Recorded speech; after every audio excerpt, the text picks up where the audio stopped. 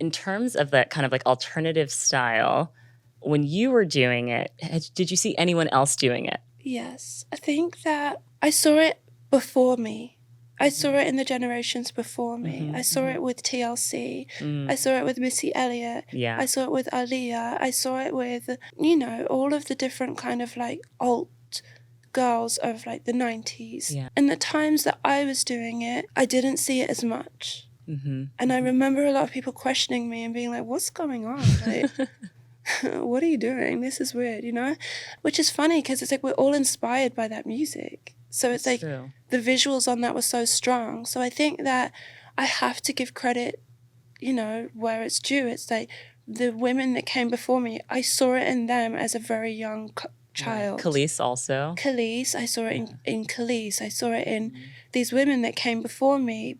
And I attribute my weirdness to elements of them.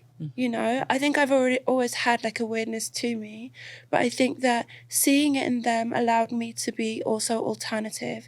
And maybe my way, like growing up in England and being influenced by like The Cure and influenced by kind of like alternative British culture and like within more of a rock and roll space, more of a punk space, having like knowledge of people like Susie Sue and, you know, like just these kind of like alternative spaces within the Black community and the white communities and, you know, throughout different spaces. I think that allowed me to just be like, oh, I can express myself, even though in my town that's not the way we grew up. We're very like chavvy, like football culture, like, you know, rude girl culture, tracksuits, trainers, like slick baby hair, and like, you know, a little bit of gold tooth, a little bit of that kind of style. But being a bit more like on the side of punk and alternative rock and roll, that wasn't really there. But when I look at those who came before me, and I recently did a shoot actually with TLC for Good American, I did the photography and the creative direction. Yeah. For that, I think one thing I had to say to them was like, without you, there would be no me.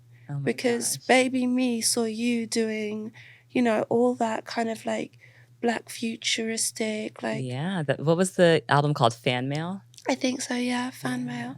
Has that campaign come out yet? It's out.